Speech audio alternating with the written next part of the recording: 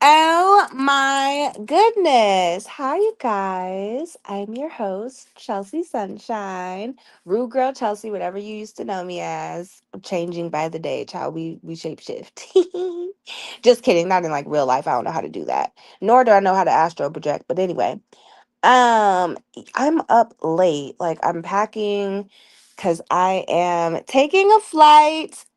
I have some things to do. Well, actually, an event to go to. So I will be in Texas and I'm excited. I don't know. They're probably going to look at me like, yeah, you're not from here, bruh. You are not from here. But I'm excited to like get some barbecue. I'm excited to meet some new people. Um, the plane ride is a long time though. Like it's a nonstop flight, but it's like 4 hours. Like that's just crazy. So yeah, I am excited. Um, and I will probably go live or something at the airport just to I'll probably upload some shorts or something like that too throughout my trip.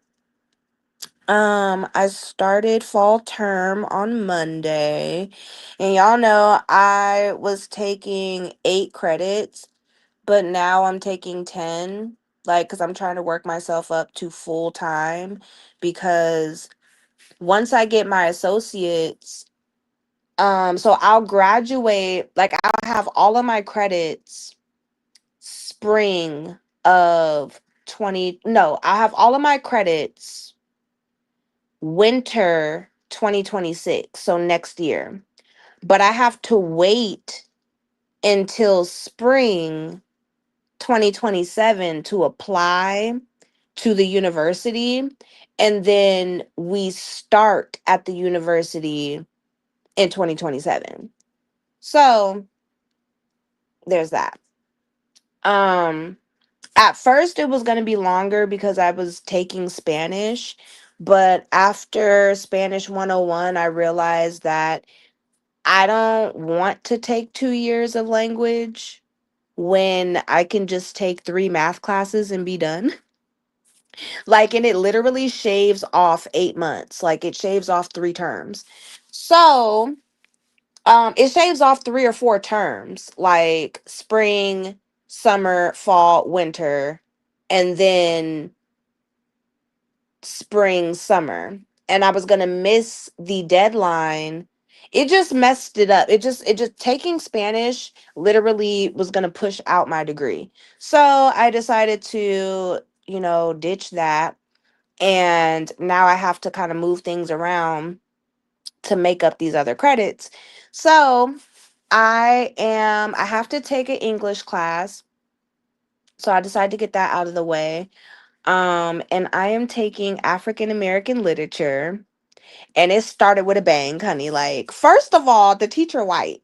I didn't know that he was white though. His name is a black name. So I just knew he was black. I just knew it. The man not black. He is white as snow. But he cool. He cool, but he cool as a fan. It's crazy because he remind me of what's that nigga? What does that do? Who am I thinking of?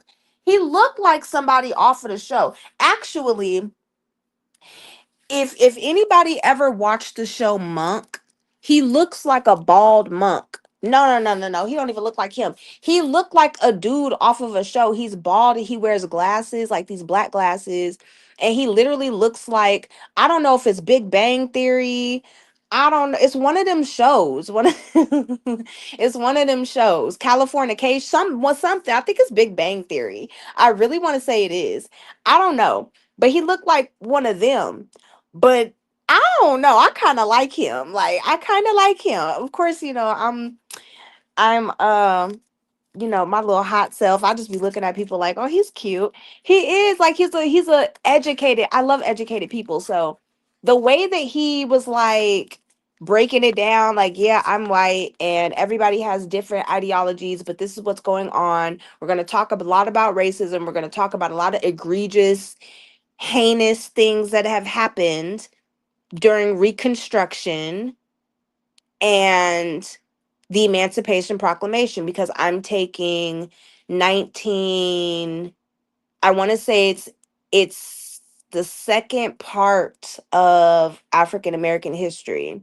Cuz you have like three parts. Like you have the African, like you have the 14 through the 1600s. There's like the 1400s through the 1700s, and then you have the 1700s through um I want to say 1980, because we're going through Emancipation Proclamation, Reconstruction period. We also are going through Jim Crow. We're also going all the way into affirmative action with this class. So our first book is the narrative of Frederick Douglass, which I'm going to be reading on the plane tomorrow. I'm so excited.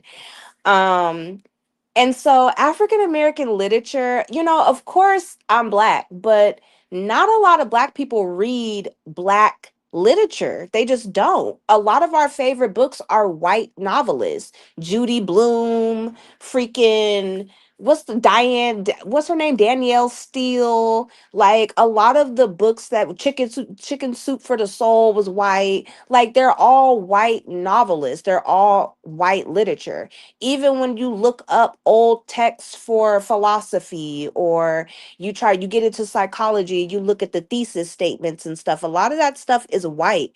So it was nice to learn about Toni Morrison and how prolific she was, to really dive to James Baldwin, and the fact that everybody wanted to call James Baldwin a coon, but just because you were black during the 1960s didn't mean that you had to write about, you know, the Jim Crow, or the stuff going on like that.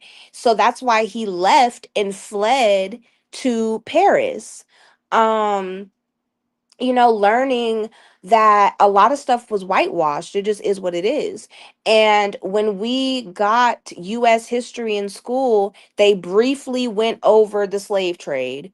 They briefly went over Reconstruction. It was like literally 4 pages long. The entire section of African American history in the US history book is like 10 pages. Like it's not, they go more into depth about the Spanish American War than they do about the Civil War, why the Civil War happened, who was helping. You would have never even known that there were white people that were alongside Nat Turner helping him out until you read about Nat Turner. We didn't even know about a lot of the boats that didn't make it to the shores of America because people revolted. Um and that's kind of also where you get the Somali pirates from. They are tired of these people coming through their territory, not getting a piece of it. And so if you're not going to give it to us, we're going to take it. And it's just a really interesting perspective um, about my culture. And it actually had me thinking about things that I do. Growing up in Portland, which is very white, it's democratic, but it's white. I got called a coon. I got called, a wigger. I was trying to be white. I talked white. I spoke white. And we're not a monolith.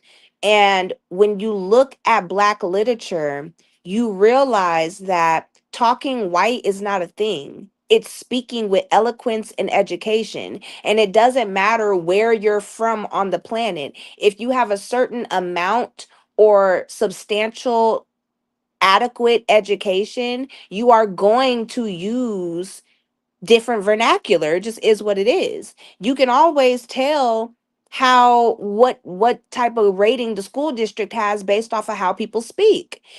And so I just, it was very interesting to me being in class and realizing that there's nothing wrong with the way that I speak. It shows education. And when you look at James Baldwin, he didn't sound like he didn't sound raggedy. When you look at Malcolm X, these are people that read day in and day out. They wrote books. So there's going to come a certain intellect when you are dealing with education. And of course, your vernacular is going to show how much intellect you actually have. So when people are, oh, well, you talk white. No, I just speak intelligently. Like, what is the problem with that? I don't understand. And so when you look at Black literature, the only time you really seen that was Ain't I a Woman, by was that Sojourner Truth? But the thing with that is it wasn't a lack of intellect. It was just the lexicon that they used. So it wasn't that she was unintelligent, and I think that that's why we're not a monolith, and people need to know people for who they are, where they come from, as to why they speak how I speak. Also, the times and the era that she was in, that type of vernacular and lingo was acceptable. There was always slang in certain things. And in order to portray a certain emotion through literature, you have to use slang sometimes. You're not going to get your same point across using um politically correct vernacular, and you're trying to express raw emotion, because raw emotion from regular people does not come out in a Encyclopedia Britannica format. It comes out like, ain't I a woman, bitch, get the fuck out. Like, I'm like, it, you people have to understand that. So it was interesting reading and going through the Black literature and hearing people that spoke like me, and all of them got called coon or you're trying to be white, all because they had a certain amount of intellect. And it's crazy to me that these same people experienced it in the early 1900s during prohibition, in the 40s, way before you even had Jim Crow, or not even way before, but during Jim Crow, and it hasn't changed. So I don't know. I am thoroughly enjoying the first week of African American literature. I also have Psychology 202. Y'all know I took 201 in spring, and then summer term I had to take writing and Spanish. But this is my second go around for psychology class, and I have the same instructor. I love her. And I love psychology anyway. So it's nice to see my classes actually having something to do with my degree at this point. Like, I know the math isn't going to have shit to do with nothing. It's not. Working in a hospital, I'm not going to need to know trigonometry. I'm not going to need to know algebraic formula. I'm not going to need to know the Pythagorean theorem in the hospital. You're just not. So it's just funny to me that some of these classes are pointless. Some of these classes have like swimming has nothing to do with my degree, but it's a good skill to know, just in case some shit happen. I know how to doggy paddle a little bit, or get a pool noodle. Always keep a pool noodle in the car or something, child. So I started swim class today, and that was hecticana. That was very hectic. It was just hectic because half of the damn class knows how to swim. So they was down at the deep end. She was working with them, and they was floating all in the water and having fun. We over here with pool noodles and kickboards and stuff on the wall because we can't swim. So I'm just looking at them like they don't need to be in this class like that. It makes me feel bad. But like, I don't know, she's really encouraging. So at the end of class, I'm like, okay, I didn't like get kicked out of class or anything. Like, no, like, no, like it's that's the point of beginner swim, is to get comfortable in the water. And so today I went and bought some goggles so that I can see underwater. And I think I am gonna get a nose clip off of Amazon. Um, just so that I can, like, I don't have to plug my nose. But I was making progress. Like, I was surprised how well I knew how to back kick, or back kick, back flutter, whatever that is, with the pool noodle. I had the pool noodle though, but I was able to like flutter myself on my back all the way from one end to the other end of the pool. So I was like, hey, we in here. We are in here. Like, and she was like, y'all all did good. Like, so okay, so we're gonna come back. And so I go to class on Monday. Um, and so I've just been excited, honestly.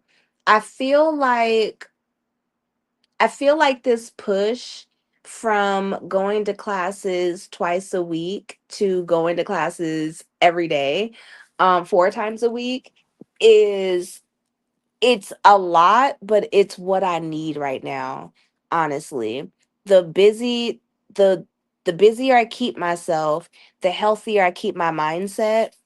And I can't allow any distractions because I don't have the time. Um it's really just been focusing on, of course, my baby, my household, and my relationship with God and my degree. That's really it. And I know last year I was struggling because I had just got out of a relationship that May, and I was struggling with celibacy and abstinence and feeling like I was lonely, feeling like I was inadequate, feeling like what is wrong with me. But I literally was on my knees praying to God last year. I remember it vividly, praying to God for him to help me.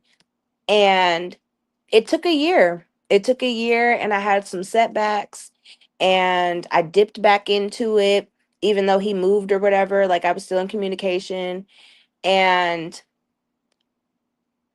I am finally at a point, literally a year, 12 months and 4 days later.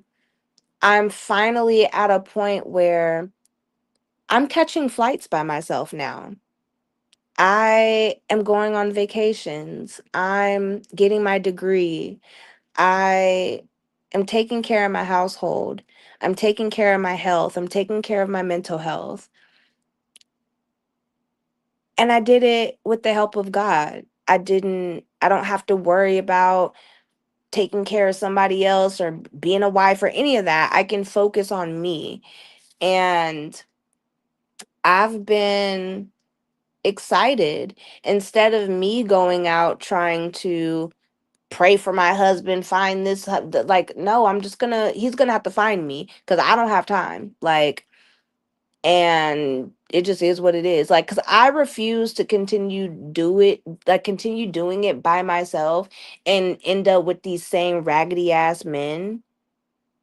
Um, so something's got to give, and I will let God have His way. I I don't know. It's not looking too good, but we're not here for a long time. We're here for a good time, and we're supposed to be the best people that we can be, with or without being married. Um, I've been proposed to twice, and I wasn't happy. And I've been the happiest, honestly, or not even the happiest. I've just been free, free to feel how I want to feel, to do what I want to do, and it's been nice. So, yeah. Anyways, when I touch down, I will take some pictures. I'll upload some shorts. I'm like extremely active on TikTok anyway, so I'm not even over here. It's boring. And yeah,